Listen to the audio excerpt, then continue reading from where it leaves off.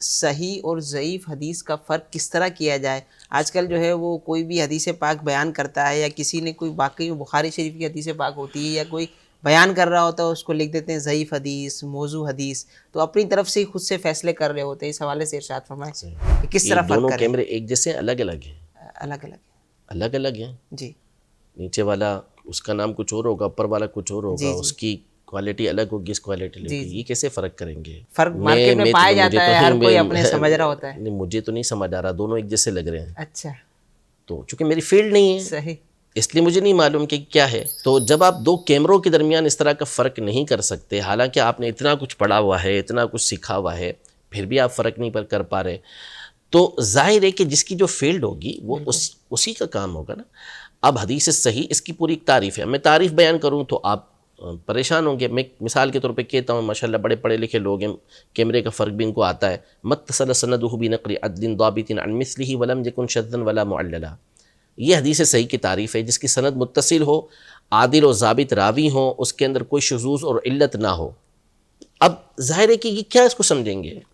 حالانکہ سمجھنے کی قدرت رکھتے ہیں، لیکن کب؟ جبکہ اس کو سیکھیں گے باقاعدہ۔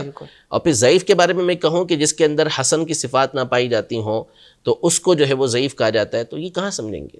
ظاہر ہے کہ سمجھنے کے لیے وقت لگانا پڑے گا اس کو، تو یہ پوری ایک فیلڈ ہے، جب تک آپ اسے سیکھیں گے نہیں اس وقت تک آپ اس کا فیصلہ نہیں کر سکتے۔ ظاہر ہے کہ اس میں پھر آپ کو تقلید کرنا پڑے گی، آپ کو بات ماننا پڑے گی کہ فلاں محدث نے اس حدیث کو ضعیف کہا ہے اور فلاں محدث نے اس حدیث کو صحیح کہا ہے، تو پیروی کیے بغیر، تقلید کیے بغیر وہاں پر بھی آپ کو چارہ نہیں ہوگا۔ اگر اس نے صحیح کہا ہے تو مت دلیل علیہ، اس پر دلیل کیا ہے وہ آپ کو نہیں معلوم، آپ نے فقط اس کی بات کو ماننا ہے۔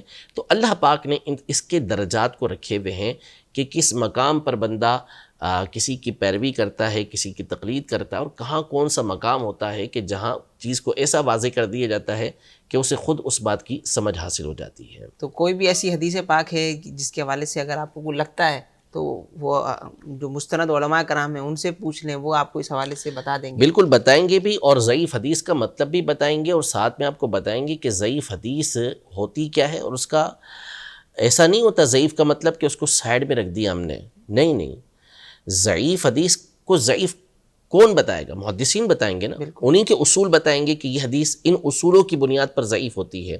تو انہی محدثین کا اصول یہ ہے کہ اگر معاملہ عقائد میں سے نہیں ہے، احکام میں سے نہیں ہے، تو اس مقام پر وہ ضعیف حدیث معتبر ہوا کرتی ہے، اس پر عمل کیا جا سکتا ہے۔ تو جو محدثین اس حدیث کو ضعیف بتانے کے اصول بیان کر رہے ہیں، وہی محدثین یہ بتا رہے ہیں کہ ایسی ضعیف حدیث کو آپ فضائل کے اندر جو احکام نہیں ہیں، جو عقائد نہیں ہیں، اس مقام پر آپ اسے استعمال بھی کر سکتے ہیں، اس پر عمل بھی کر سکتے ہیں۔